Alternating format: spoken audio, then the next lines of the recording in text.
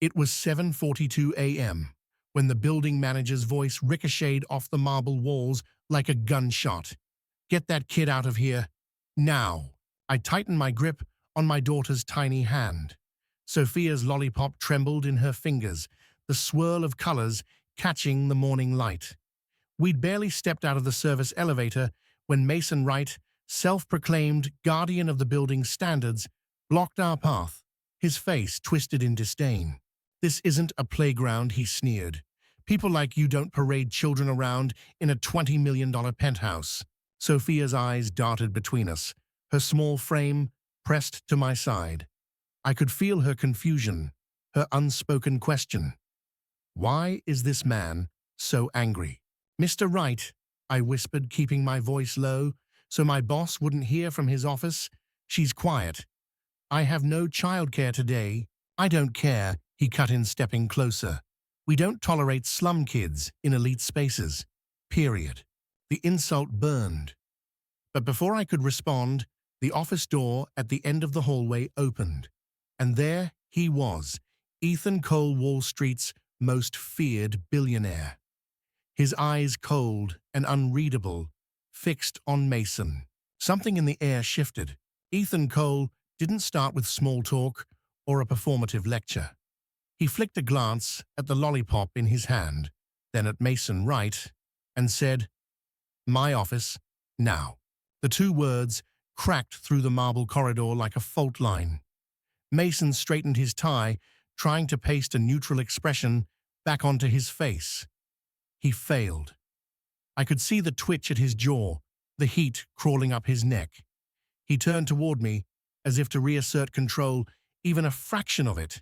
But Ethan was already opening his office door. The message was unmistakable.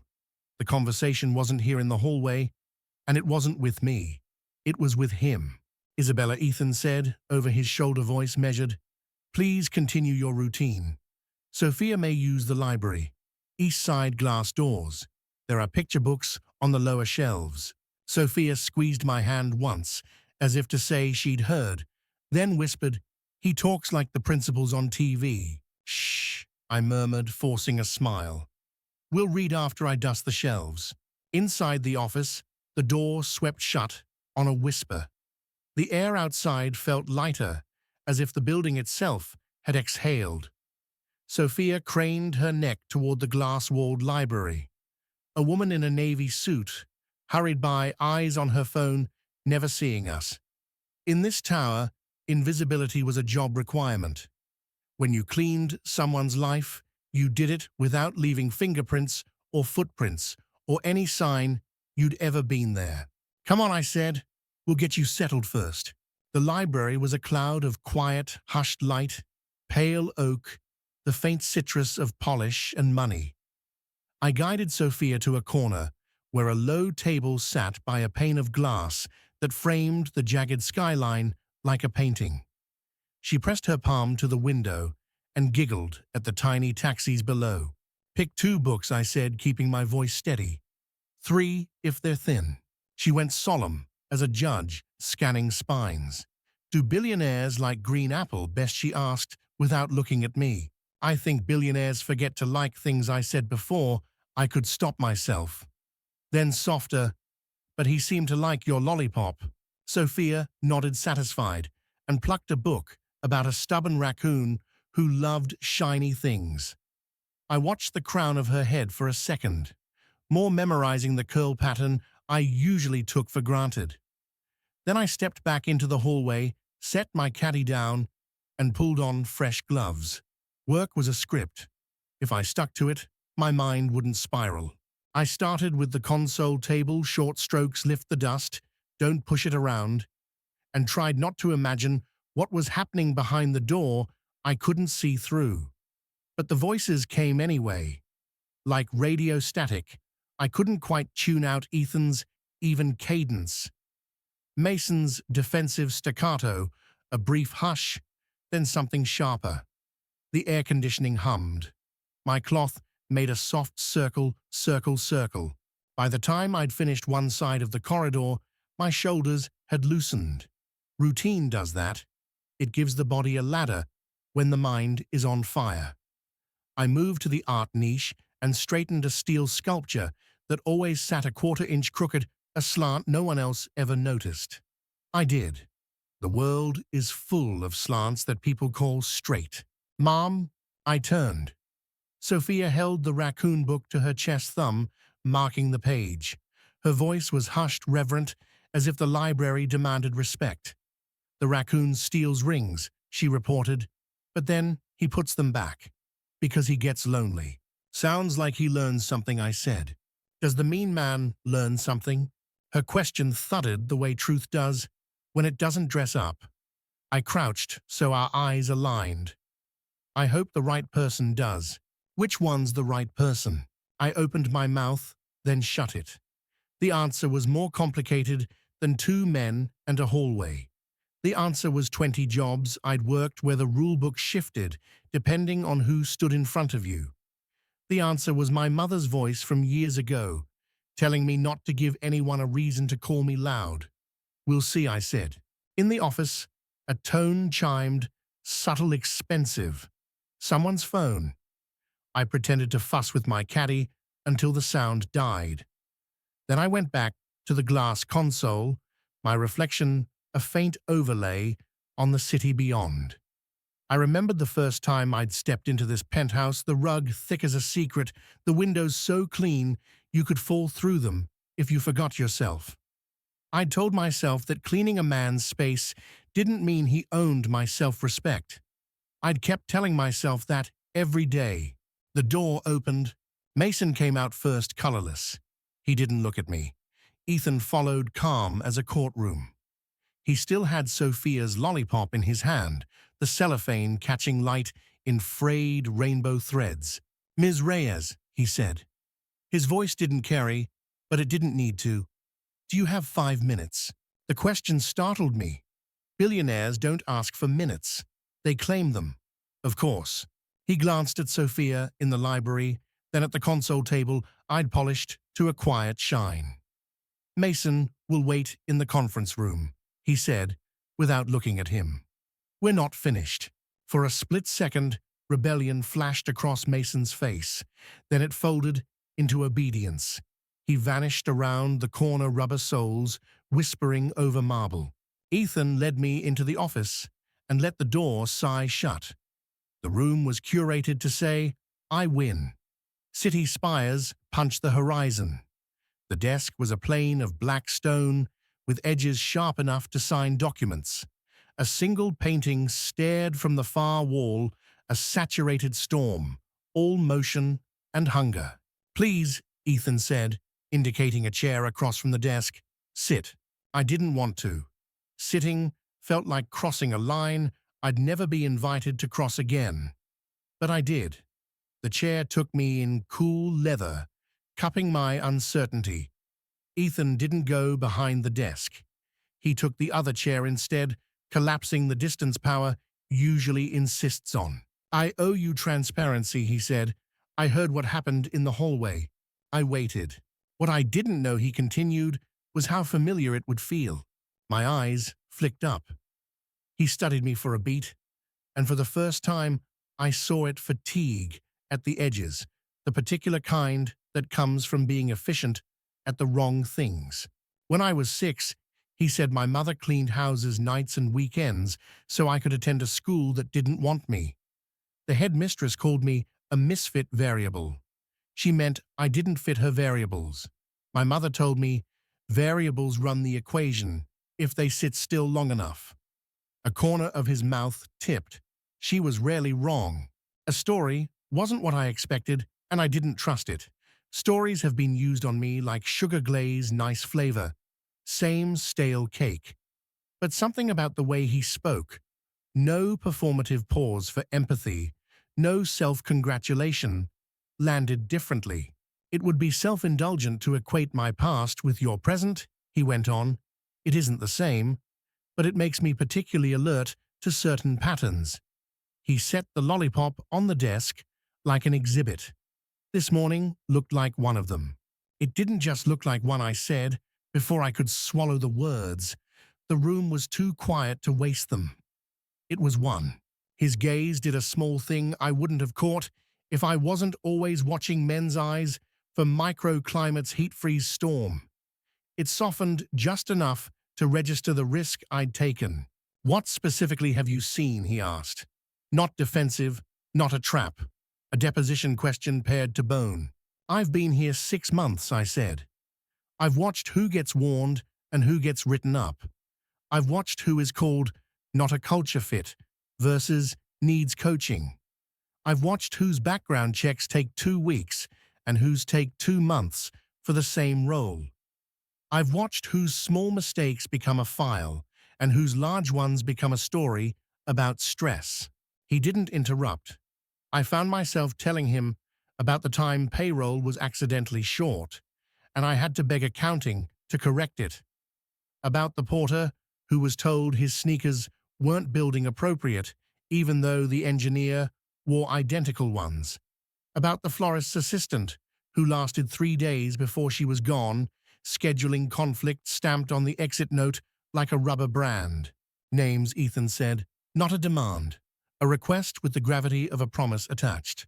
I gave him the names I had, and the dates I remembered, and the little humiliations that had no line item on any report, only a bruise that refused to yellow. I kept my voice flat, because flat is safer. Emotion is misfiled as insubordination. He listened the way accountants count zeros carefully. When I finished, he nodded once. "Thank you." He stood and crossed to the window. "I'm initiating an audit." The word landed like a gavel. "Human resources?" I asked before I could help myself. "External," he said.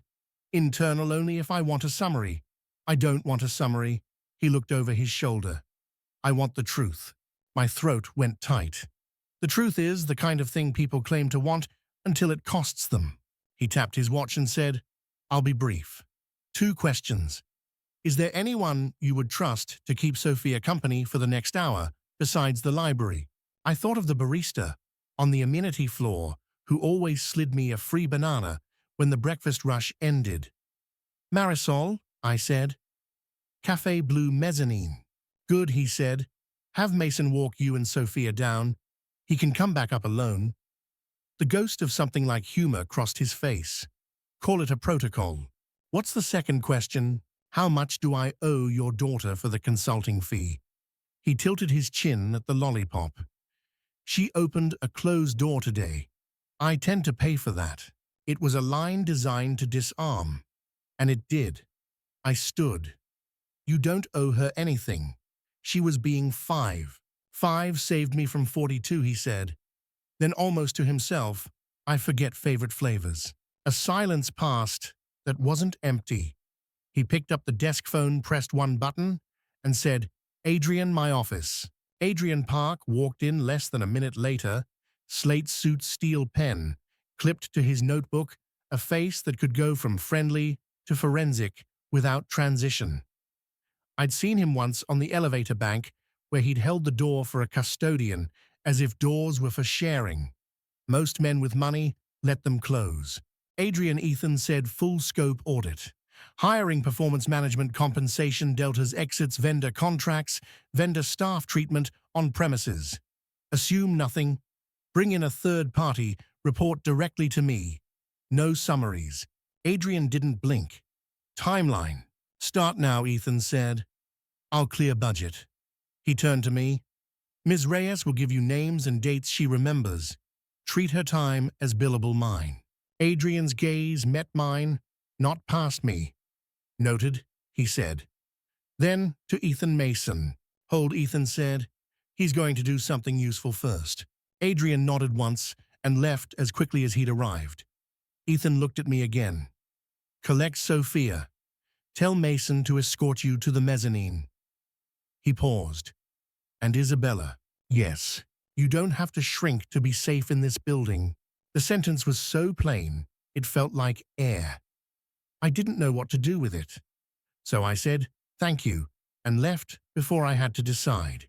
Mason was pacing outside the conference room, his phone in his palm, his mouth set in a thin, lipless line. He stopped when he saw me. For a heartbeat, We stared at each other, the person he'd tried to make a problem and the person who refused to play the part. Mr. Cole asked you to walk us to Café Blue, I said. Mezzanine. He swallowed. Of course. We collected Sophia, who solemnly tucked the raccoon book back exactly where she'd found it, and rode the private elevator down. The doors closed with the quiet of engineered wealth. In the muted mirror, Mason's reflection looked like a man who needed the world to be simple in order to stay in power. Sophia watched the floor numbers blink. "Do you like green apple?" she asked the elevator. Mason didn't answer. The mezzanine unfolded in cool blues and brass, coffee like chocolate in the air. Marisol lit up when she saw Sophia. "Mirena, you came to visit." "Library break," I said. "If it's okay, could she sit at that corner table with her book? I'll be a few minutes." Marisol leaned over the counter. "I have coloring sheets." She glanced at me, seeking permission. I nodded. Sophia beamed. "Stay where Marisol can see you," I said. "If you need me, ask her to call." Sophia placed a green crayon at perfect attention on the edge of the page. "I'm going to color the raccoon's ring, the color of the window," she declared. "Shiny." "Shiny is good," I said. My voice shook just once. Mason exhaled a breath he'd been holding for an hour. "We're done," he said to me, the words flat. "With the escort," I said, "not with the conversation." He flinched just a fraction and looked away. "I need to get back upstairs." "You should," I said, and the sentence tasted like a door he didn't want to open. When I returned to the penthouse level, the hallway had changed in the way spaces do when something foundational shifts. Same light, same marble, different gravity. Adrian stood at a side console with a tablet and 2 legal pads. He'd already made a war room out of a table for flowers. "Ms. Reyes," he said, glancing up. 5 minutes. I gave him the names and details again, this time with dates from my notes app. He asked precise questions that didn't feel like traps. Who was present? What was the stated reason? Did anyone follow up? He wrote in clean block letters that looked like they trusted facts. When we finished, he said, "If anyone asks you for statements, forward them to me. If anyone pressures you, call me. Put my number in your phone." "I don't want special treatment," I said. "This isn't special," he replied. "It's overdue." A door opened down the hall. Ethan stood there and beckoned Mason in with 2 fingers, a small gesture, imperial in its simplicity. The door clicked shut again. Adrian returned to his tablet. I peeled my gloves off and flexed my fingers. I'd forgotten how hands feel when adrenaline drains hollow then heavy. I took the long way to the utility closet, letting my breath catch up to my body. In the mirror above the sink, my face looked like my mother's on the Friday nights when she worked a double-tired, steady, unbroken. When I came back, the office door was still closed. I finished the hallway and moved to the living room. The floor-to-ceiling windows made the city look like it belonged to a giant with perfect eyesight. I fluffed a pillow, squared a stack of art books, wiped a fingerprint that wasn't mine. When the door finally opened, my rag paused mid-air. Mason walked out first again, but the shape of him had changed. He moved like someone who'd been reminded that consequences are a language, and he didn't speak it fluently. Ethan followed, not gloating, not gracious, just complete. "Mason," he said, "you'll draft an email to all staff clarifying that children of on-duty employees are permitted in designated spaces for defined periods when childcare collapses. Include where those spaces are and how to coordinate with security." Mason opened his mouth, closed it. "Yes, sir. You'll also deliver a written apology to Ms. Reyes by end of day," Ethan continued. "Not a template, not a disclaimer disguised as an apology. If you need an example, I'll provide one." Color rose on Mason's cheekbones. "Understood." "And Mason," he looked up, "do not talk to Isabella again without Adrian present until the audit concludes. Mason swallowed. Understood.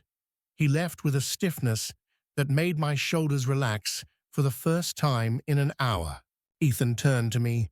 I can't fix this morning with a policy, he said, but I can make sure it doesn't repeat by design. I nodded.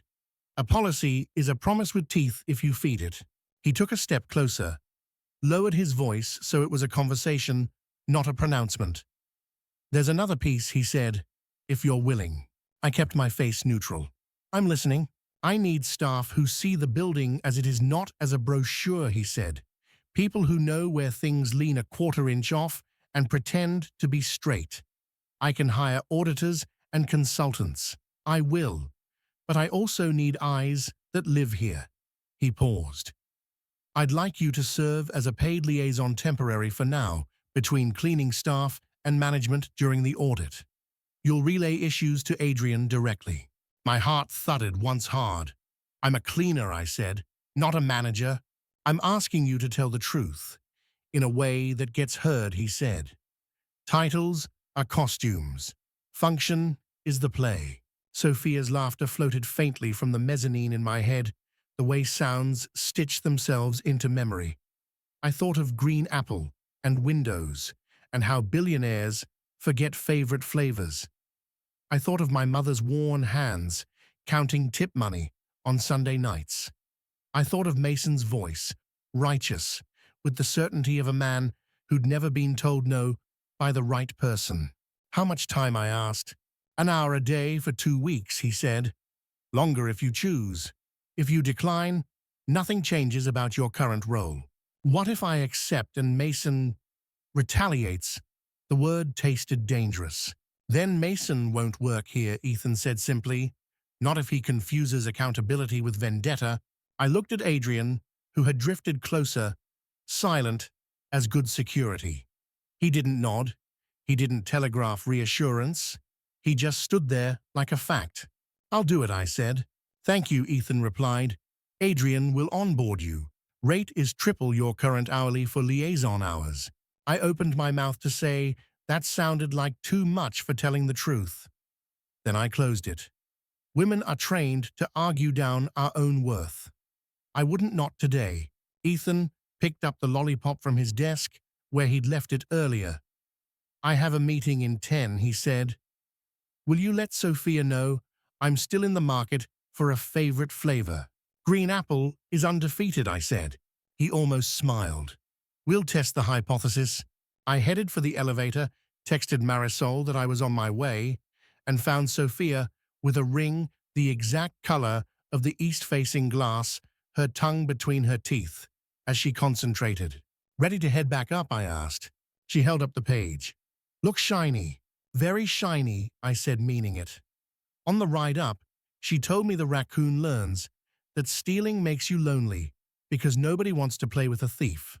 So he stops, she concluded, satisfied. He gives the rings back, and then he's not lonely anymore. In the hallway, Mason was gone. Adrian stood with a woman I didn't know, introducing himself in a low voice and handing her a visitor badge. Across the expanse of glass and sky, a helicopter cut a clean line toward the river. The world looked exactly the same, and nothing was. Ethan stepped out of his office just as we passed, and Sophia straightened like a tiny soldier. Hi, Mr. Ethan, she said, careful with the name, the way she is with glass. Do you like green apple? I am open to persuasion, he said gravely. She produced a spare lollipop from her pocket, a miracle of tiny planning, and pressed it into his hand. It's the best one. He held it like it might detonate into a memory. I'll consider this empirical evidence. What's empirical, she asked. Proof, I said before he could launch into a science lesson.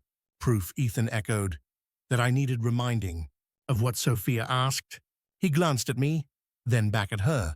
That rules are tools, not weapons. Sophia blinked solemnly, then nodded as if she'd always suspected. She tugged my hand. Mom, can we read 2 books now that the mean man is gone? We can read 3, I said, and Ethan's mouth tilted just a fraction, as if the number 3 meant more than a count. When we settled in the library again, the city spilling gold across the pages, I realized the turning point hadn't been the office or the audit or even the apology Ethan had demanded. It had been a 5-year-old treating a stranger like a person in a place designed to convince people like us that we weren't. I read the first page. Sophia traced the raccoon's ring with her finger, and somewhere down the hall, an email began drafting itself, the first in a series that would drag a narrow idea of standards into the light. Not a revolution, not yet, but a hinge. Hinges matter. Doors don't swing without them. As I read to Sophia in the library, my voice, keeping pace with the raccoon's small redemption, the door to the conference room stayed closed for a long, long time. I couldn't hear words, but I caught the rhythm, Mason's uneven defensive spurts against Ethan's steady, measured tone. It was the difference between a man trying to survive and a man building the terms of someone else's survival. Later, Adrian found me in the library. "Mr. Cole would like you to join him again," he said quietly, as if not to startle Sophia. I told her I'd be back in a few minutes, and she nodded, already buried in another picture book. Inside the conference room, Ethan sat at the head of a long walnut table. Mason was 3 seats down, his hands folded, but fingers twitching, a man pretending calm while his pulse betrayed him. "Ms. Reyes," Ethan began, "I want you to hear this directly. Mason has agreed to cooperate fully with the audit. In the meantime, any disciplinary authority he has over you or your colleagues is suspended. All concerns go through Adrian." Mason's mouth tightened, but he didn't speak. Ethan leaned back, slightly still holding that lollipop as if it anchored the morning. "You asked earlier about retaliation. I don't tolerate it. Not in business, not in this building. I've built too much to let rot take root in the walls." I studied him for a long moment. I'd been offered promises before, some kept, most not. This one felt heavier, as if it came with infrastructure. Ethan continued, "The liaison role is temporary because I want you to decide if you even want to keep a foot in management. It's not for everyone. It exposes you to politics you've been protected from until now. People will test you. Some will resent you. But you'll also have the authority to stop certain things before they start. That's why I'm asking you, instead of telling you." I looked at Mason, then back at Ethan. "If I say yes, I'm stepping into the light," I said. "Yes," Ethan said evenly. "But the light works both ways. It makes you visible, and it makes what you stand against visible too." Silence stretched between us. I thought about my rent, my mother's hands, Sophia's future, and the little list I kept in my head of every job I'd left because no one in power cared enough to intervene. Maybe this time was different, or maybe I was walking into a fire. "I'll take it," I said, and my own voice surprised me with its steadiness. Ethan didn't smile, but there was a flicker of something like approval. "Adrian will set you up. Mason, you'll send the staff-wide email by 5 p.m. today." Mason nodded once clipped. When I stepped back into the hallway, Sophia was waiting by the library door, raccoon book in hand. "You were gone a long time," she said. "I was making sure the right person learns something," I told her. Her brows knit, then smoothed. "Did they?" "We'll see," I said, and for the first time that day, I almost believed it. The next morning started quieter than usual. Too quiet. When I stepped off the service elevator, the lobby of the penthouse floor felt paused. No murmuring from the front desk, no idle chatter from the maintenance crew. Just a low tension that prickled against my skin. Sophia clung to my hand, her curls still damp from the rushed shower at home. She'd insisted on bringing a lemon drop in her pocket in case Mr. Ethan needs more proof. I didn't have the heart to tell her that yesterday's events weren't going to be undone with sugar. As we turned the corner toward the library, I caught sight of Adrian outside Ethan's office. He stood with two other men in dark suits, men I didn't recognize, each holding a leather folder. Their posture wasn't casual, it was investigative. Mason was nowhere in sight. Adrian spotted me, and his gaze softened a fraction. He crossed the hall in quick, deliberate strides. "Isabella," he said, in a tone meant to be calm but laced with urgency, "Mr. Cole wants to see you now." My stomach dipped. "Is something wrong?" "We're accelerating the audit," he said simply, "and you're about to understand why." I told Sophia to wait in the library, reminding her about the raccoon book she liked. She nodded, but her eyes tracked me like a cat's before I closed the door. Inside Ethan's office, the air was thick with the metallic tang of confrontation.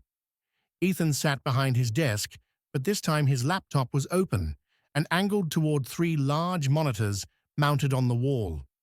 They displayed grids of numbers, pie charts, and most jarringly, names.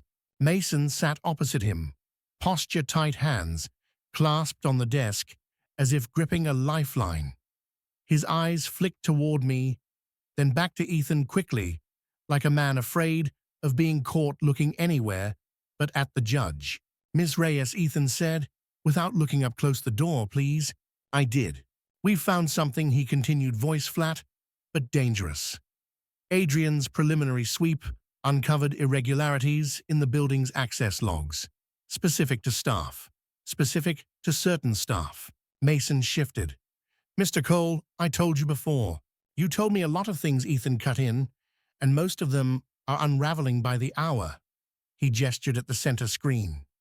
"Do you see the pattern here, Isabella?" I stepped closer. The columns showed dates, employee names, entry times, and a final column marked termination reason.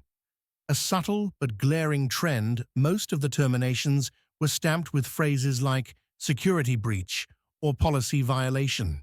"These are just codes," I said carefully, "but all of them are Latino or Black staff." Ethan nodded once. "Now look at the other list." He toggled the display, revealing another set of names. This time, white employees who had racked up similar violations without termination. Many still worked in the building. Some had even been promoted. Adrian spoke up. "The security violations themselves are vague. Leaving a service door unlocked for 3 minutes. Taking a package to the wrong floor before rerouting it. Using the staff lounge during a non-scheduled break. None of these were written up for white employees, but for minority employees, they became grounds for termination." Mason's face flushed. "Those rules exist for a reason." "Security." "Security," Ethan interrupted, leaning forward, "isn't the same thing as selective enforcement. You've been running a shadow HR policy, Mason. One that makes this building a minefield for certain employees and a playground for others." Mason's voice sharpened. "You're twisting this into something it's not. I've kept this place running flawlessly for 2 decades. Flawless." Ethan's tone was soft enough to be lethal. "Flawless to whom?" The two men in dark suits exchanged a glance, but stayed silent. Adrian's pen scratched against his notebook. I felt the weight of the moment press on my shoulders. Yesterday, I'd seen Mason corner me in a hallway and try to turn my daughter into a problem. Today, I was watching him corner himself with his own record. Ethan leaned back, folding his hands. "We're not here to debate what you think you've done for the building. We're here because your pattern isn't just discriminatory, it's potentially criminal. Falsifying grounds for termination to remove protected employees. That's actionable, Mason. Very actionable." Mason swallowed his Adam's apple, bobbing like a buoy in rough water. Ethan turned to me. "Isabella, you've seen this play out in real time. Yesterday wasn't an isolated incident. It was the tip of a spear. What you tell us now will help determine how deep we go and how quickly." The room seemed to shrink. I knew the truth. I'd lived it. But speaking it here, in front of the man who'd built that system, felt like lighting a match in a locked room. I took a breath. I've seen people written up for things others got away with. I've seen shifts mysteriously cut short, schedules rearranged to make people quit. I've seen write-ups appear in files for reasons that were never explained to the employee. I can give you dates, names, incidents. Mason's head snapped toward me. You don't know the full context. I know the context of watching good people lose their jobs while worse behavior got ignored. I said louder than I meant to. The silence after was heavy enough to hear the faint hum of the monitors. Ethan's gaze didn't move from me. That's all I need for now. Adrian will take a full statement from you later today. Thank you. I nodded and stepped back toward the wall, heart pounding. Ethan turned his attention back to Mason. You've got two choices, Mason. You can cooperate fully with this audit and hope the consequences remain contained to your employment here. Or you can continue down the path you're on, and by the end of the week, this will be in the hands of state investigators, civil attorneys, and every journalist who's ever taken my call. Mason's lips thinned. You're willing to burn down your own building's reputation. I'm willing to burn down rot to save the structure, Ethan said, calm as a scalpel. For the first time, I saw Mason falter, not just in posture, but in the set of his jaw, the fight in his eyes dimming. Adrian closed his notebook. We're done here for now. Mason, the conference room is available if you need to make calls, but you'll remain on site until the next interview. When Mason left, the air loosened a fraction. Ethan stood circling to the front of his desk. Isabella, this is where the unexpected begins. Yesterday we thought we were dealing with one man's prejudice. Today, it's looking like a coordinated pattern that reaches beyond this building. We've already found similar terminations in two sister properties, managed by the same firm. My pulse kicked up. You mean this could be bigger? He nodded once. Much bigger. Adrian glanced at his watch. We have a call with legal in 10 minutes. Isabella, I'll meet you at 3 for your full statement. Bring anything you've documented. Emails, texts, shift changes, anything. Ethan added, and keep your phone close. This is moving fast now. I left the office in a daze, collected Sophia from the library, and tried to keep my voice light as she chatted about the raccoon's adventures. But my mind was already 3 steps ahead, bracing for whatever else they might find when they dug deeper. Somehow I knew the real shock hadn't even landed yet. I thought I'd get a break once I left Ethan's office, but the day had other plans. At 1:15 p.m., while I was wiping down the brass trim in the elevator vestibule, Adrian's voice came over my phone. Isabella, I need you in Sub-Level 2. Now, Sub-Level 2 was a place staff rarely went without reason. Maintenance storage. The building's quiet underbelly, where the shine upstairs came from somewhere unseen. I tucked my gloves into my apron and headed down. When I arrived, Adrian and one of the men from this morning stood over a folding table littered with cardboard file boxes. The lids were off papers, spilling like they'd been in a hurry. What am I looking at? I asked, stepping closer. Employee files, Adrian said, from the last 8 years. These boxes were in a locked cabinet Mason controlled. We only got them after Ethan authorized a facilities override. The investigator handed me a sheet from the top of one pile. It was a termination form, same generic policy violation language I'd seen on the screen upstairs. But in the margin, written in faint pencil, were 3 words, didn't fit image. Every one of these files with that note, Adrian said, belongs to someone from a minority background. A cold flush crawled down my spine. And you think? We don't think. We know, Adrian said, his voice clipped. And it's not just here. We found a similar notation system in digital records for 2 other buildings under Mason's management before he transferred here. I shook my head slowly. How did no one catch this? Because it was buried in subjective evaluations, Adrian said. Hidden under layers of coded language. Not a team player. Struggles with cultural alignment. The kind of phrases that sound professional but are impossible to disprove. Before I could respond, my phone buzzed again. This time a text from Elena, a former concierge who'd left abruptly last year. Heard Mason's in trouble. Call me ASAP. It's bigger than you know. I stepped aside and dialed. Elena answered on the first ring. Isabella, I just saw the news. Someone posted on an industry forum that Cole Tower's doing a discrimination audit. It's true, I said cautiously. Why, what do you know? She exhaled hard. You remember when I told you I left because of personal reasons? That was only half the truth. Mason called me into his office one morning and said a resident had complained about my accent when I answered the phone. Said it made the building sound less sophisticated. I told him that was ridiculous. Half the staff had accents. He said, not the kind that make people picture the wrong neighborhoods. My grip tightened on the phone. I wasn't fired, Elena continued, but my hours were cut until I couldn't afford rent. I took a job in Queens just to stay afloat. And I'm not the only one. There's a whole group of us from his last building who compare notes sometimes. Different excuses, same result. I glanced at Adrian. Would you be willing to talk to the investigators? There was a beat of silence. If it means he can't do it to anyone else, yeah, give them my number. I ended the call, my pulse drumming. Adrian, I said, I've got another witness for you, and maybe more if she can get her group to talk. Adrian's pen was already moving. Text me her info. We'll handle it.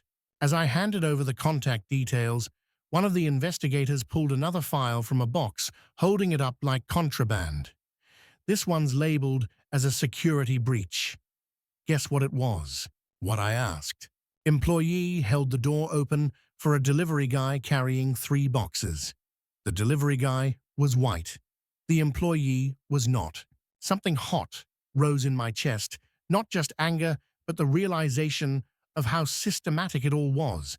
Not random, not isolated, designed. Adrian met my eyes. We'll be taking this to legal today. If what Elena said checks out, we're talking about a coordinated pattern across properties that could pull in the management company itself, not just Mason. Meaning, Adrian said, this might end up in federal court.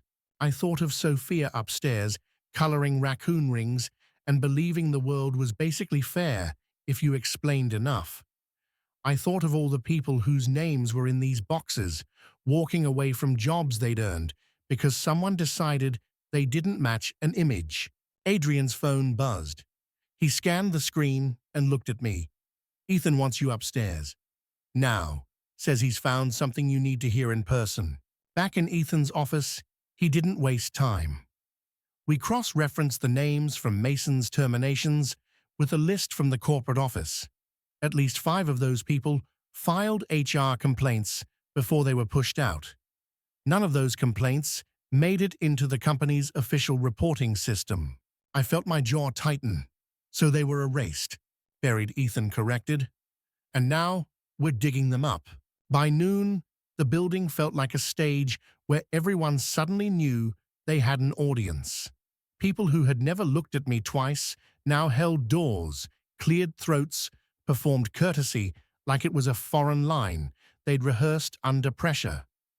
It was flattering in the way a fire alarm is flattering. You're grateful someone noticed the smoke, but you wish they'd noticed the wiring before the sparks. I didn't have time to dwell. Adrian texted resident interviews. Can you join for context? It wasn't an order. It was the new grammar of the place. Ask, don't command. Involve, don't assume. I left Sophia with Marisol and her kingdom of crayons and followed the carpeted hush to the conference room. 2 residents waited at the long table, both in their 60s. Mr. Halpin wore a golf sweater and a wary squint. Ms. Whitaker had the kind of pearl earrings that say, old money in a whisper. They looked at me, then at Adrian, then at Ethan, who'd taken a seat at the side, rather than the head. It was a visual message, even if they didn't decode it.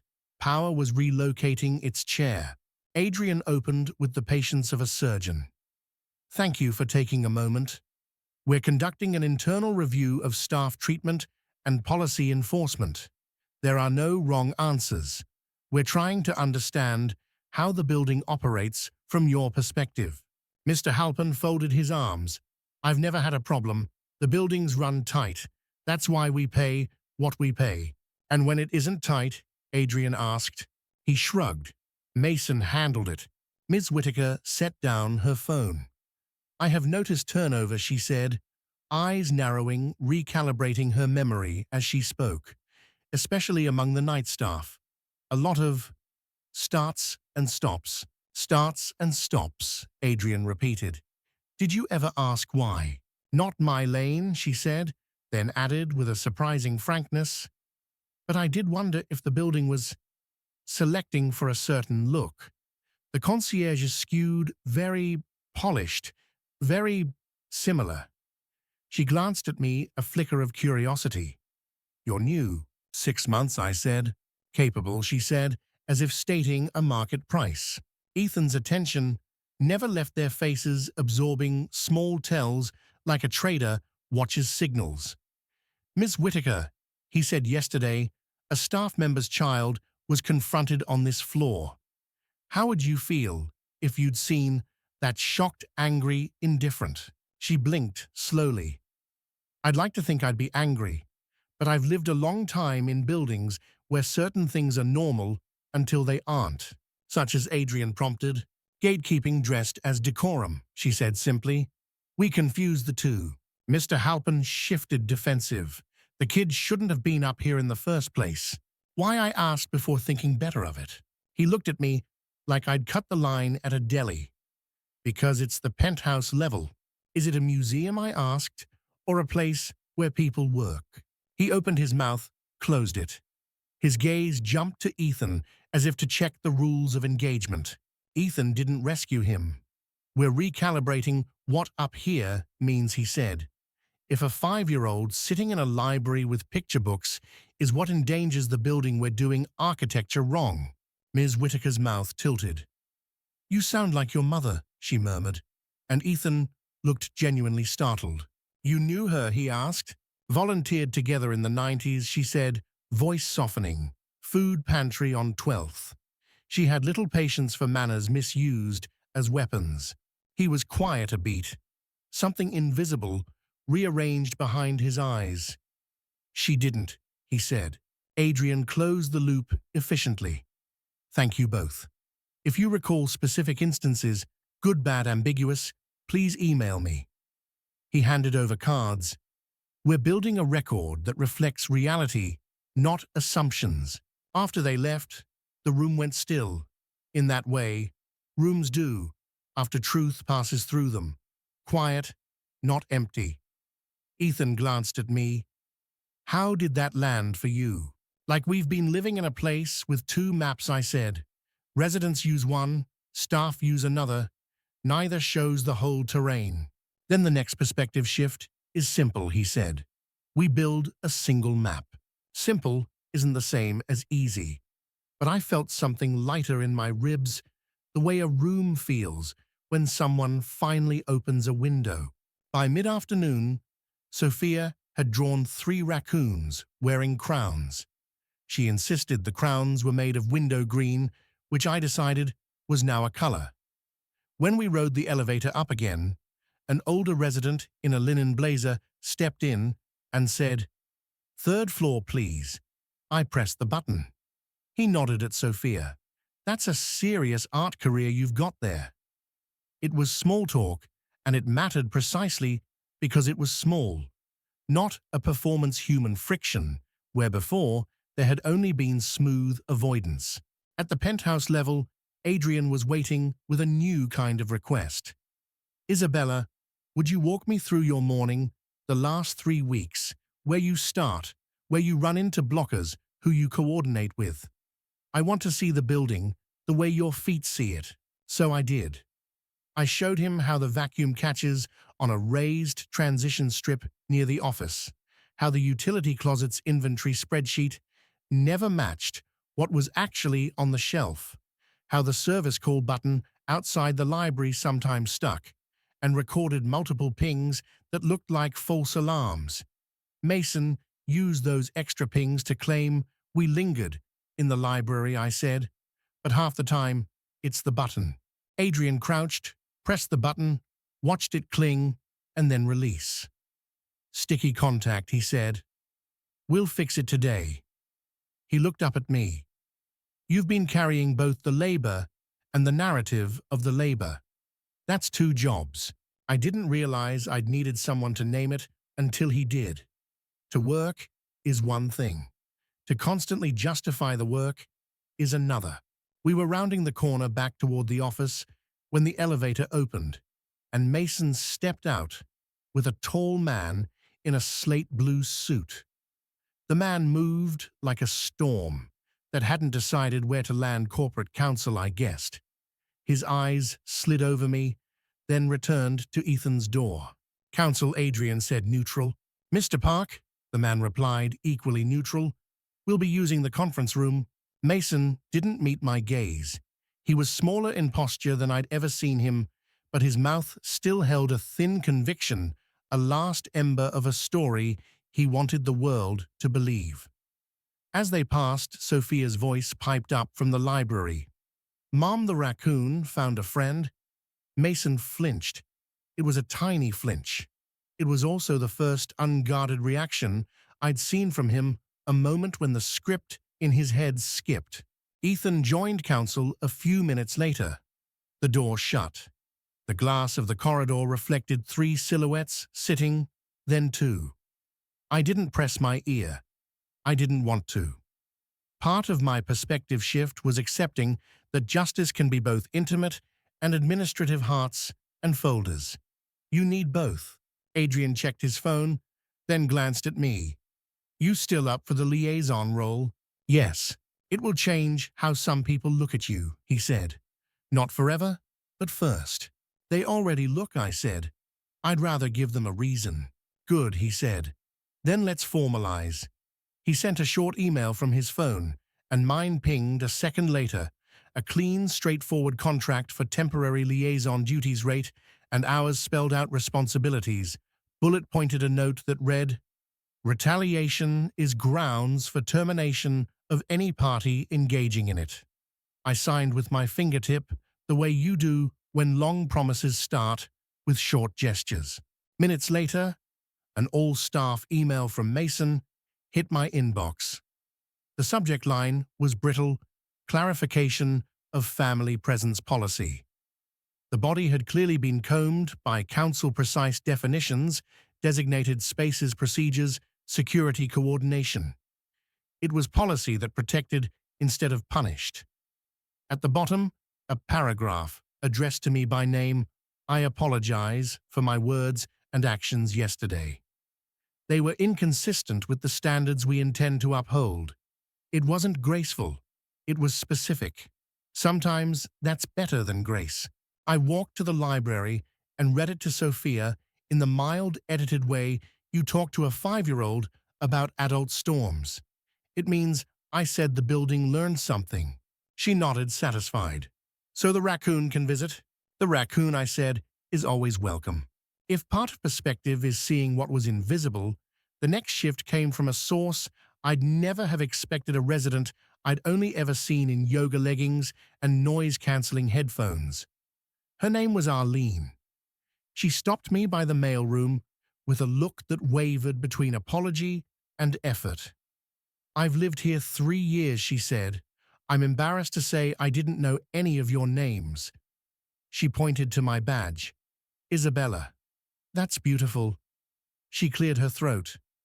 I told Mason once that the night porter seemed unfriendly. He never looked at me, didn't make small talk.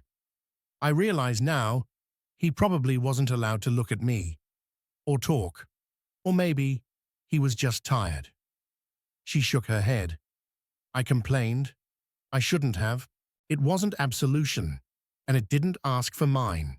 It was the beginning of someone rewriting her own part in a system that runs on the soft, constant pressure of preferences. It nudged something inside me. Change isn't a single heroic act. It's 100 small decisions that refuse the old autopilot. At 4, Ethan sent a building-wide message residents and staff. Transparent measured the tone of a captain who names the storm without inducing panic.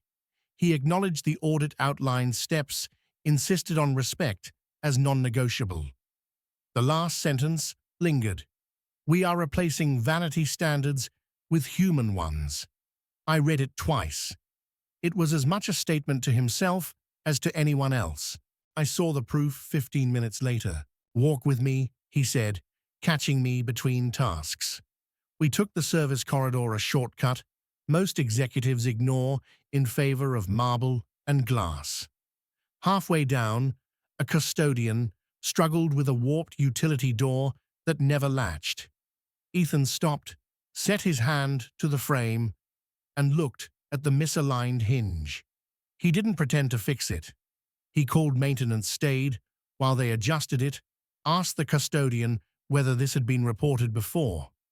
She said yes. Logged when he asked. Last month, she said. He asked for the work order number. He was building a map, not with platitudes, but with parts and dates. When the door finally shut flush, he thanked her by name, Asha, and only then turned back toward the penthouse. I watched the small scene slot into place, with the others a mosaic of a man relearning leadership, not as altitude, but as attention. You see differently when you stop looking down, I said, not realizing I'd spoken aloud. He glanced at me. Down and up are unhelpful words, he said. There's only through. It's easy to dismiss lines like that as billionaire koans, but the through was where he was standing. We cut back to the main hallway where Adrian waited with news that felt like the ground shifting again. Legal confirmed we've got enough to trigger external reporting, he said. We'll notify the management company tonight and file with the state tomorrow. We've also heard from 4 former employees willing to provide statements. One of them tried to file with corporate HR 2 years ago. Her complaint never made it past the local manager. His eyes flicked toward Mason's closed door. We have the email chain. Sophia peered over the edge of the library table, listening the way children do when they pretend they aren't. Ethan noticed and adjusted his voice to something airier. We're going to fix some of the grown-up mess, he told her. Then we'll discuss very important candy research. She grinned. Green apple wins. He looked at me, conceding. So far, the strangest part of a perspective shift is realizing your own reflection has changed. By early evening, word of the audit had reached the doormen on the street, the baristas on the mezzanine, the maintenance crew in the basement, the florists rolling carts through the freight elevator. People made eye contact. Some squeezed my elbow as I passed. One man I barely knew said, "Whatever you told him, it landed." I wanted to say it wasn't just me, that a 5-year-old did more with a lollipop than any angry memo could, that Adrian was relentless and precise, that Ms. Whitaker remembered the pantry on 12th Street. But all I said was, we're not done. After my shift, I found Sophia in the library with a new book and a pile of green wrappers. Ethan stood by the window with a paper cup of tea, watching the river turn silver as the sun slipped away. The city does that every night, performs a magic trick that's really just physics, but sometimes it still feels like grace. Proof, he asked Sophia, lifting the empty cup. Proof, she declared. Green apple is best. He looked at me. Consider me converted. Don't forget, I said conversion is maintenance. You've got to keep choosing it. I intend to, he said, and there wasn't any sermon in it. Just work. He crouched to eye level with Sophia. Thank you for letting me borrow your mom today. She's mine most of the time, Sophia said solemnly, but you can borrow her if you ask nice. I will remember the protocol, he said gravely. Walking to the elevator, I felt taller, without standing on anything. Power hadn't changed hands. It had changed posture. The building wasn't kinder yet, not in its bones, but it had stopped pretending that cruelty was a kind of professionalism. That was the first step. As the doors slid shut, Sophia leaned into me, warm and heavy, the way children are at the end of long days. "Mum," she whispered, "is the mean man going to be nice now?" "I don't know," I said, "but I know the building will be." "How?" "Because the people in charge are learning to look with both eyes." She considered that. "Do raccoons see with both eyes?" "They do," I said, smiling, "especially when they stop stealing." She nodded, satisfied, and yawned her way into my shoulder. Back in our apartment, after mac and cheese and a bath that turned the floor into a slip and slide, I opened my phone and found 3 new messages, one from Elena, forwarding numbers of 2 more former employees, one from Adrian, thanking me for a small detail I'd given him that unlocked a larger pattern, and one from a number I didn't recognize, Ms. Whitaker, inviting me and Sophia to a Saturday story hour in the library she wanted to start for staff kids who sometimes had to tag along. I read it twice. Kindness like rot spreads. Before sleep, I texted my mother, "Something changed today." She replied with a heart, and then a minute later, "Make sure it sticks." I would. 2 days later, the management company sent a bland lawyered memo that said nothing and promised less. Ethan responded publicly. Plainly, the company's pending engagement would be met with non-negotiable timelines. The building's new standards would not wait for corporate courage. The memo did what memos do, bought them time. Ethan did what leaders do, took it back.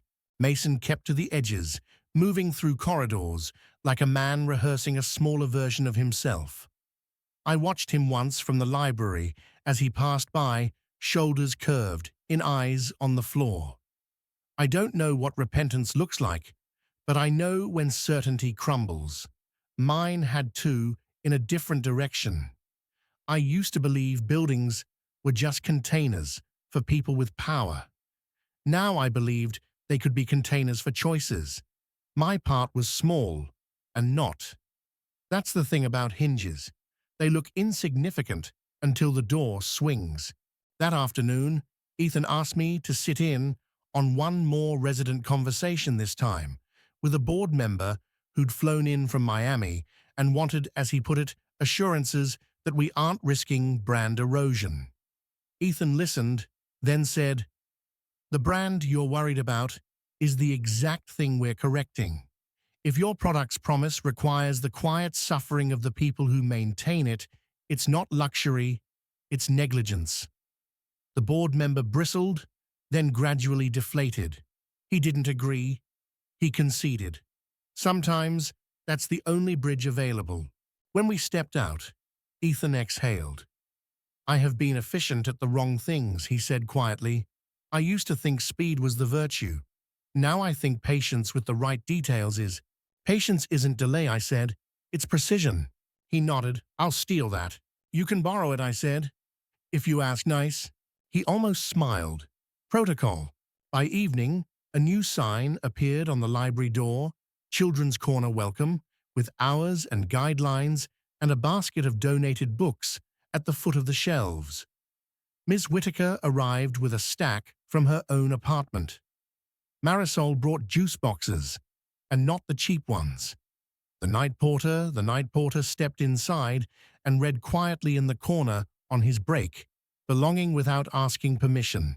Sophia handed Ethan a Lollipop watermelon this time and pronounced it second best. He accepted the demotion graciously.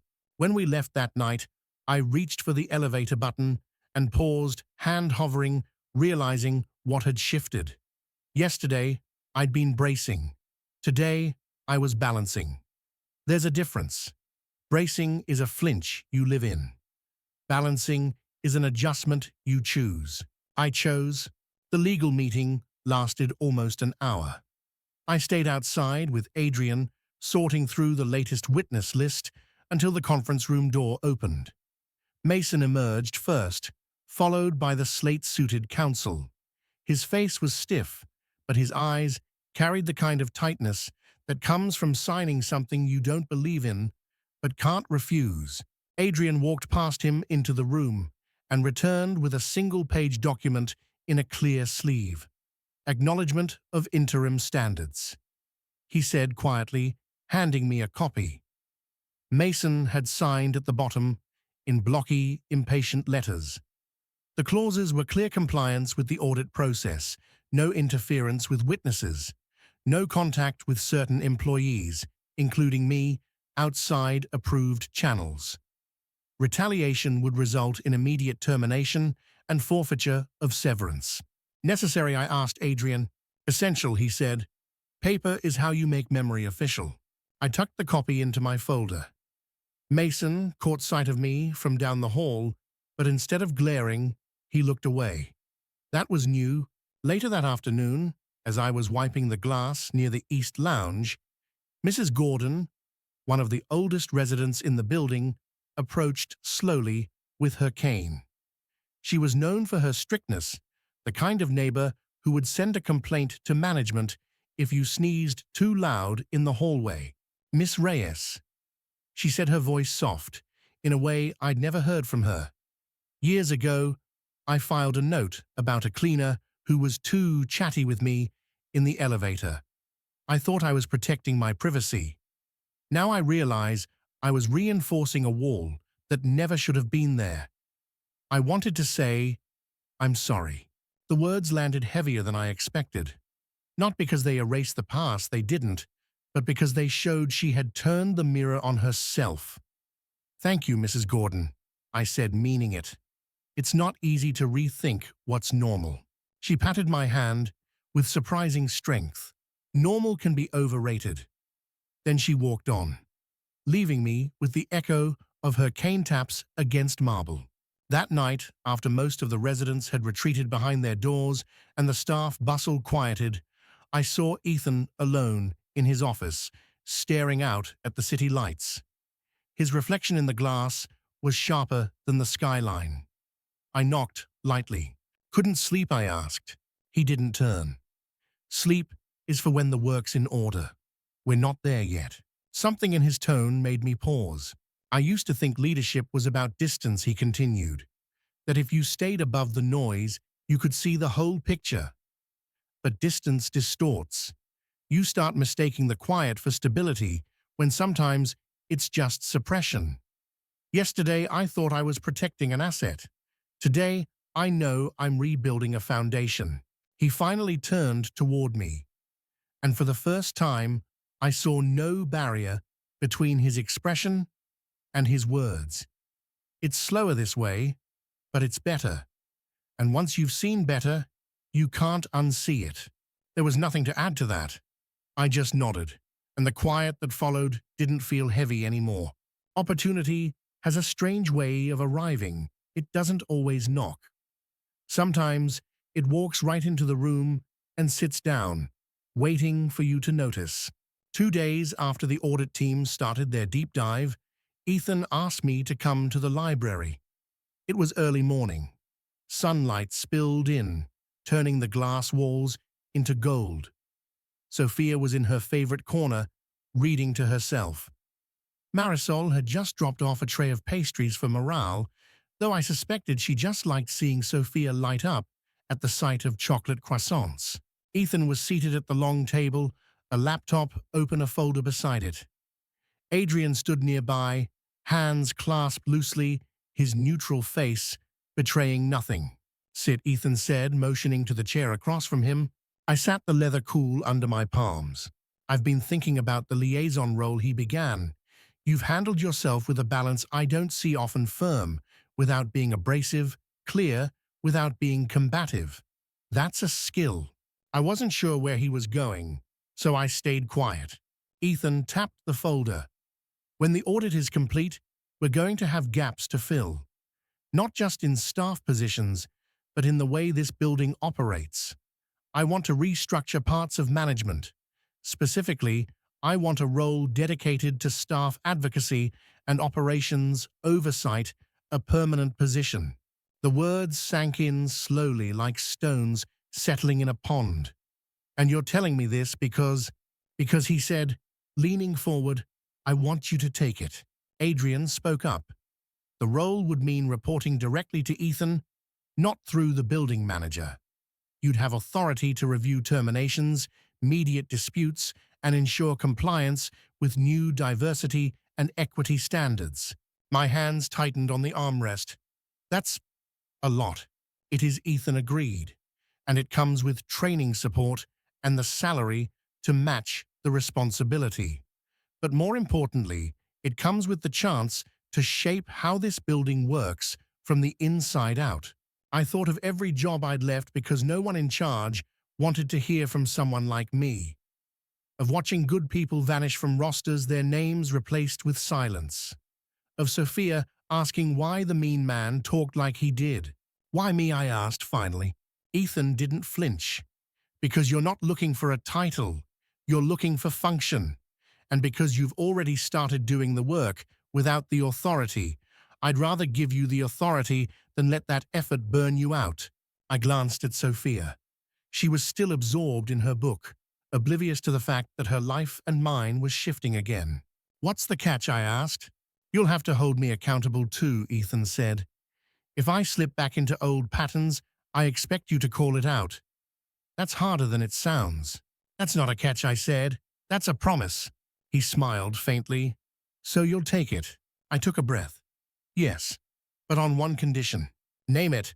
That the new policies we create aren't just words in a handbook. They have teeth. Enforcement.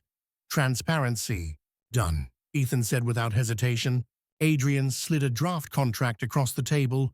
We can finalize this by the end of the week. The rest of the morning blurred into briefings, discussions about policy revisions, templates for reporting bias incidents, timelines for staff training. For the first time since I'd taken the cleaning job, I wasn't just reacting to problems. I was building solutions. That afternoon, Ethan insisted I shadow him through a series of vendor meetings.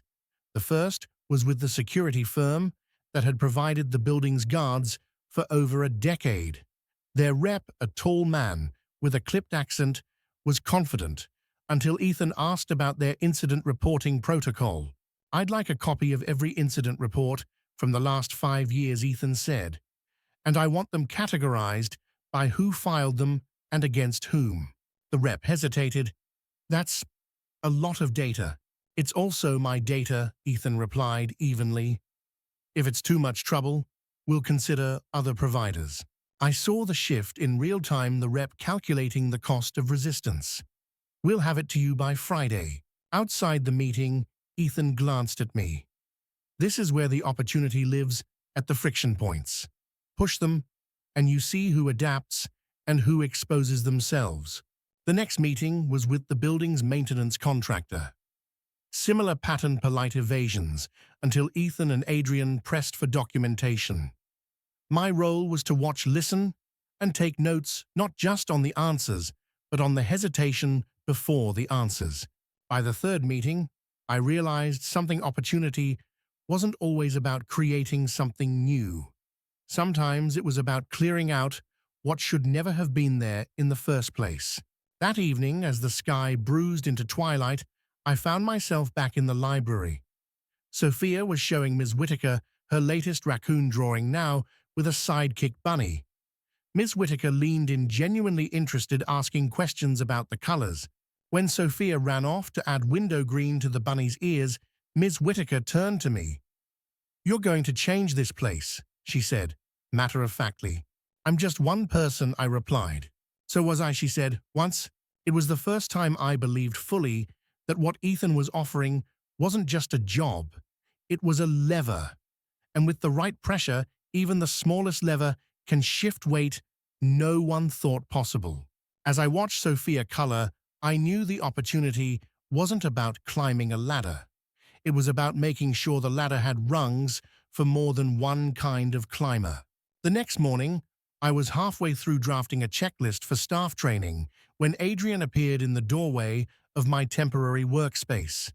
He held out his phone. It's for you, he said. Puzzled, I took it. Hello?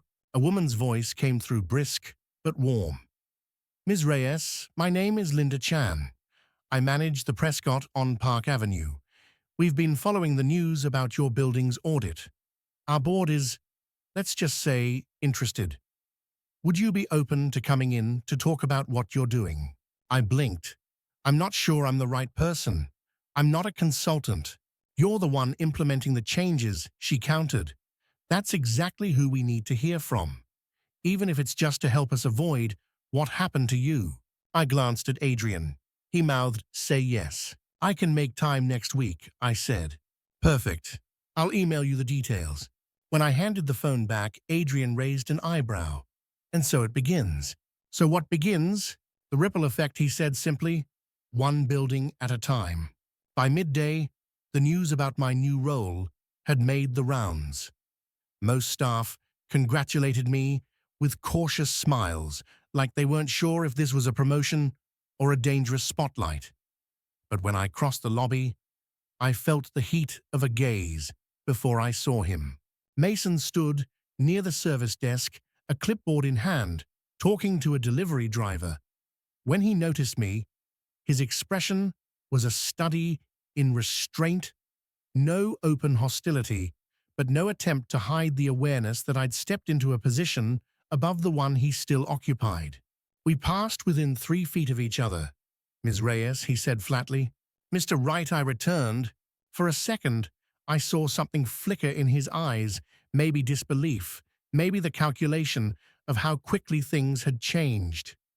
Then he turned back to the driver conversation, resuming like nothing had happened. But I knew better. Sometimes the sharpest cuts are the ones you don't see until they've already been made. Late in the afternoon, Ethan called Sophia and me to his office. She bounded in with her latest drawing, 2 raccoons, and the bunny having a picnic under a window-green tree. He studied it seriously. They look happy, he said. They're safe, Sophia explained. Nobody's mean to them now. Ethan glanced at me, and there was a shared understanding in that look. He reached into his desk drawer and pulled out a small foil-wrapped candy.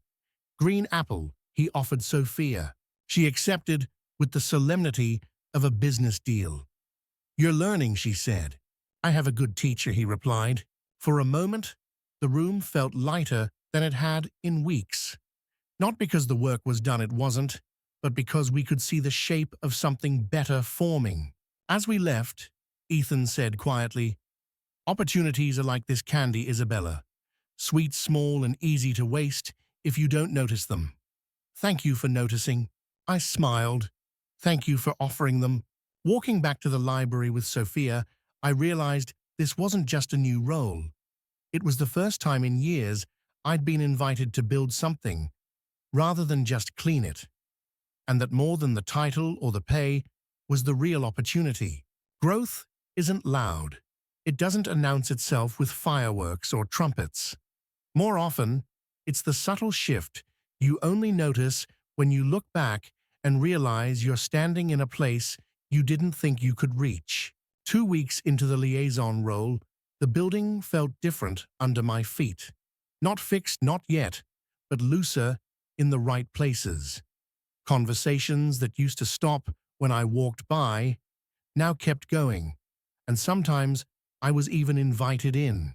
One morning, as I was updating the training schedule, Asha, the custodian Ethan had thanked during the utility door repair, came to find me. She had a printout in her hand and a cautious smile. Look, she said, tapping the page, my schedule got fixed. No more split shifts. That's great, I said. I've been asking for months, she continued. Mason always said it was too complicated to change. You sent one email and... She trailed off, shaking her head. Feels good to be heard. It struck me then that growth wasn't just about my new title. It was about proving that action could follow words even for small things, especially for small things. Ethan was changing too, though he'd never admit it out loud.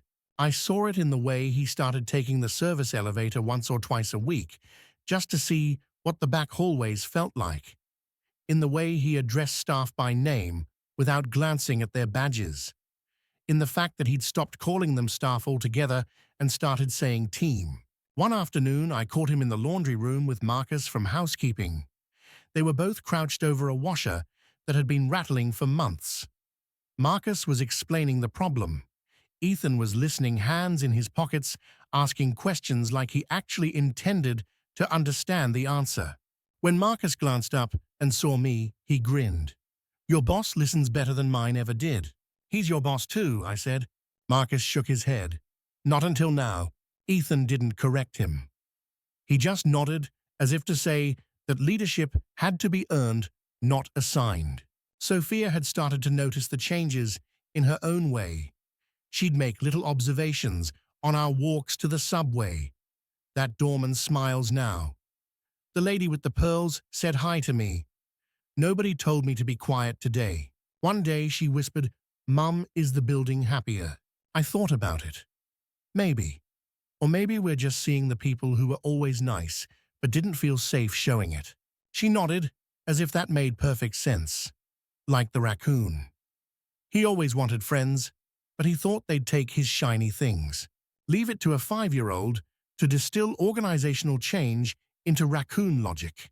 My own growth snuck up on me. The first time I pushed back on a vendor who tried to shortcut safety procedures, my voice didn't shake.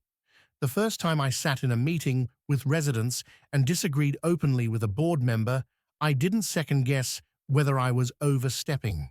The fear of taking up space had been replaced with the habit of using it well. I wasn't just representing myself anymore, I was representing the people who trusted me to speak when they couldn't. That responsibility was heavier than a mop handle, but it felt more like strength than weight. The turning point came at the first staff-wide meeting under the new policies. Ethan opened with a brief acknowledgement of why we were all there. No corporate jargon, no empty platitudes. Then he handed the floor to me. I looked out at the room. The porters, the cleaners, the concierge team, maintenance security. Some faces were skeptical, others curious. "I know what it's like to work here and feel invisible," I began. "I know what it's like to wonder if one small mistake will be treated like a reason to replace you. That's not going to be the standard anymore. If you have a problem, a question, or even an idea, bring it to me. If you're not comfortable coming to me, go to Adrian. If you're not comfortable going to Adrian, we'll find someone you are comfortable talking to. But silence is no longer the safest option here." When I finished, there was a beat of quiet, then a slow round of applause, not loud, not forced, just steady enough to feel real. After the meeting, Asha stopped me in the hallway again. "You sound different when you talk now," she said. "Different how? Like you're not asking permission to be here anymore." One evening, I stayed late to finish a set of policy drafts. As I was leaving, I passed Ethan's office. The door was open, and he was standing by the window, phone to his ear. Because if we don't set the example, he was saying, we're just another address with a nice view. And I didn't build this to be just another address. He caught sight of me, gestured for me to wait. When he hung up, he said, "That was the management company for one of our sister properties. They want to implement our policy changes there." "That's good," I said. "It's a start," he replied. "But it only works if people like you keep the pressure on. I can sign papers all day, but culture changes because someone walks the floor differently." I thought about that as I walked to the elevator. Maybe growth wasn't about becoming someone new. It was about becoming more of who you were before you learned to shrink. By the end of the month, the building wasn't perfect, but it was undeniably different. Staff turnover slowed. Complaints shifted from coded language to specifics that could actually be addressed.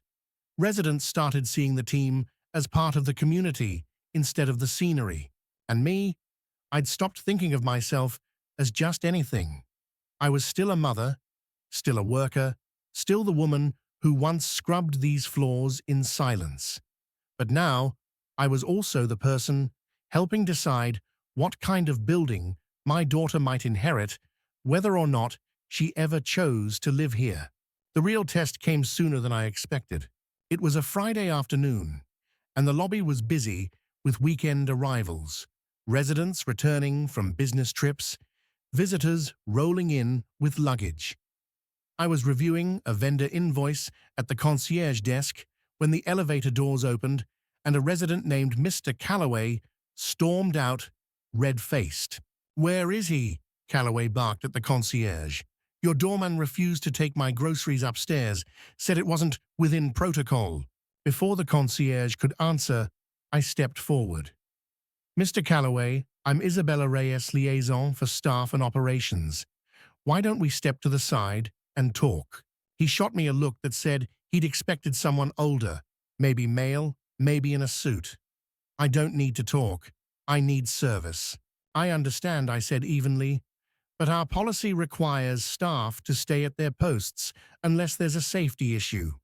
Carrying groceries to your unit would leave the entrance unattended. I'm happy to help you arrange a cart so you can take them yourself, or if you need assistance for medical reasons, we can send someone up and have another staffer cover the post." His mouth opened, then closed. "I'm perfectly capable," he muttered. "Then let's get you a cart," I said, already signaling to maintenance. 5 minutes later, he was wheeling his groceries toward the elevator. He didn't thank me, but he didn't yell again either. And the doorman, who had been standing stiffly by, gave me a quick nod. Gratitude, in the language of people who aren't used to being defended. That night, as I walked Sophia to the train station, she chattered about her day.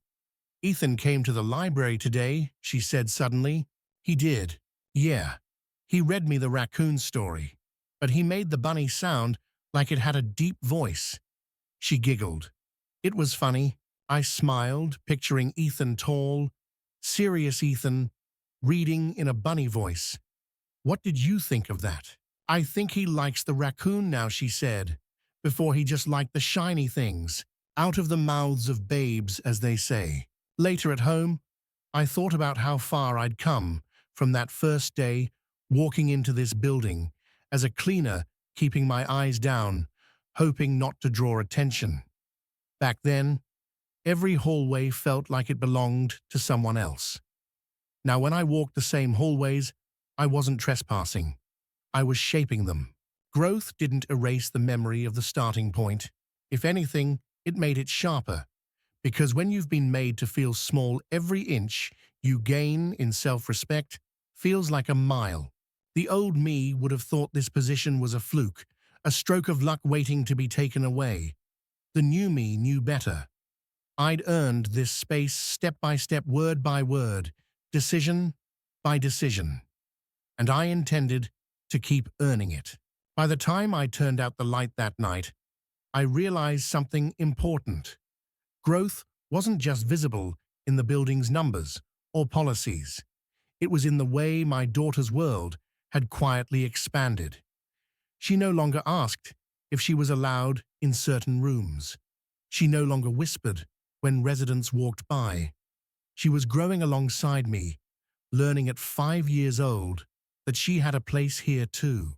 And maybe years from now, she'd look back and see what I was seeing now, that every act of courage, no matter how small, plants something. And if you keep watering it one day, you'll find yourself living in the shade of the tree you grew without even realizing it. They say some buildings have ghosts. If that's true, the ghosts in this one were starting to move on. 2 months after the policy changes went into effect, the air in the lobby felt lighter, not because we had redecorated or replaced the lighting, but because the undercurrent of tension that had hummed through the walls was fading. Staff spoke to each other openly.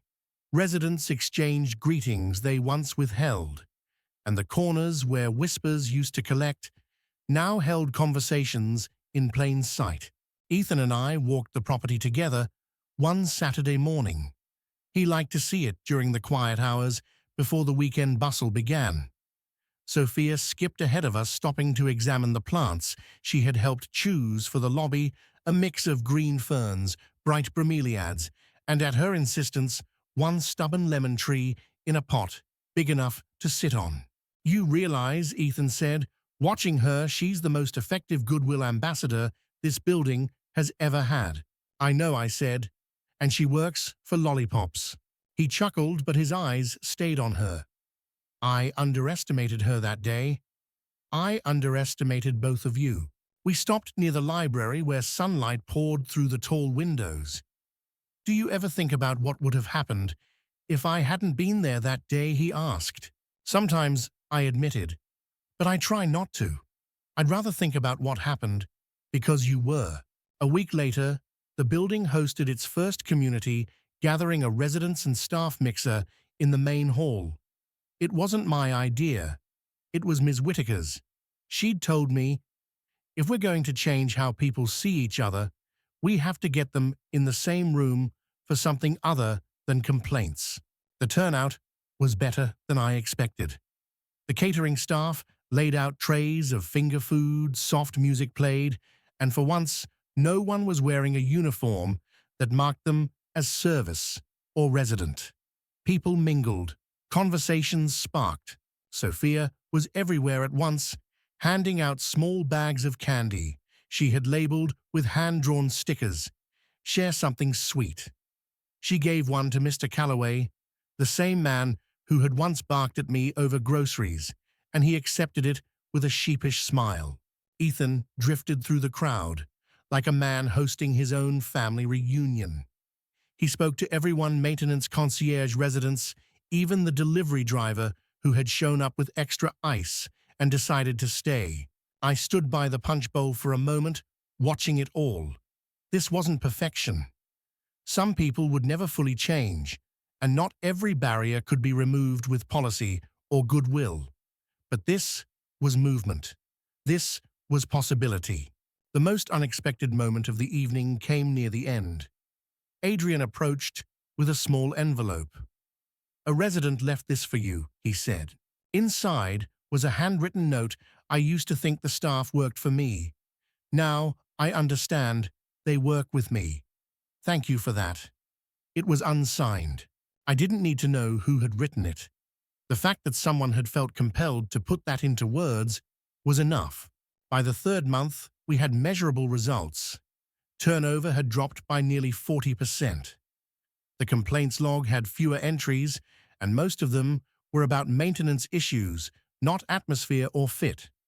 The city inspector, who came for the annual review, noted the professional cohesion of the team. But the numbers were just confirmation of what we could already see. The building had stopped holding its breath. Ethan called me into his office one afternoon to share an email from the Prescott, the property whose manager had called me weeks earlier. They had adopted our policy framework, and early feedback was promising. Other properties were asking for copies. "You're building something bigger than this address," Ethan said. I corrected. He smiled.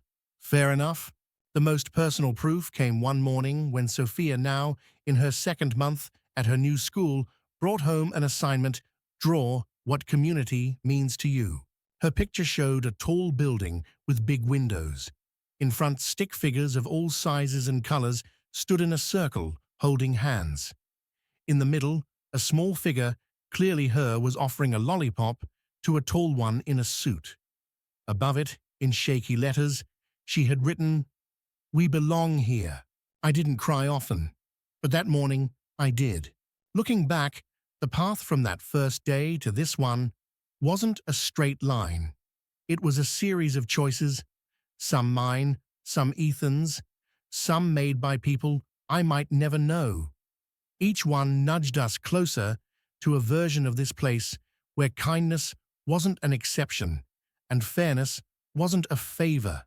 Change hadn't been easy.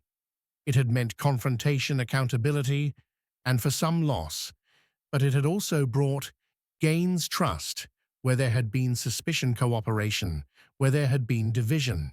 If there was one thing I knew for sure, it was this: the building would never go back to what it had been.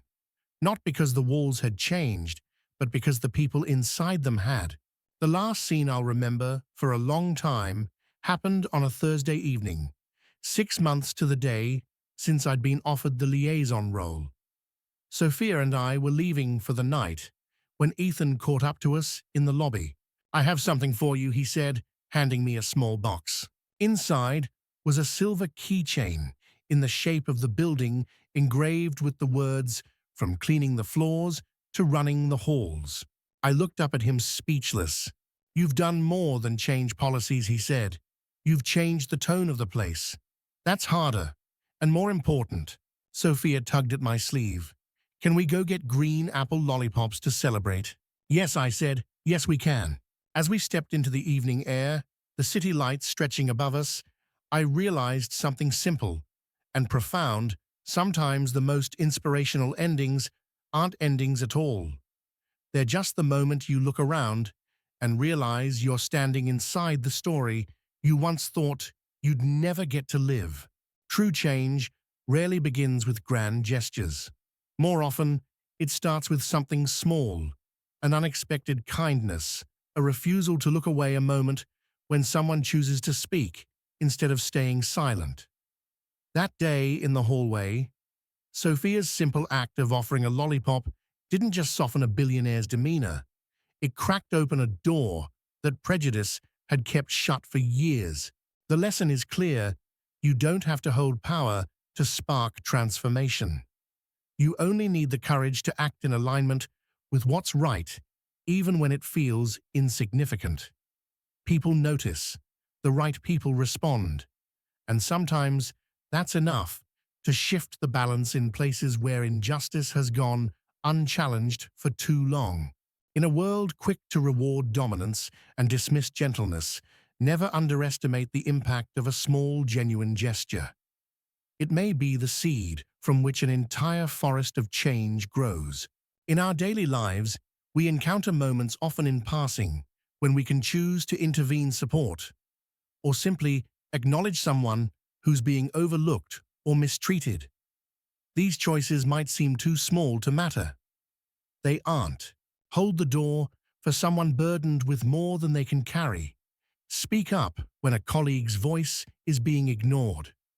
Offer a word of encouragement to someone under pressure. These actions don't require authority or wealth. They require awareness and willingness.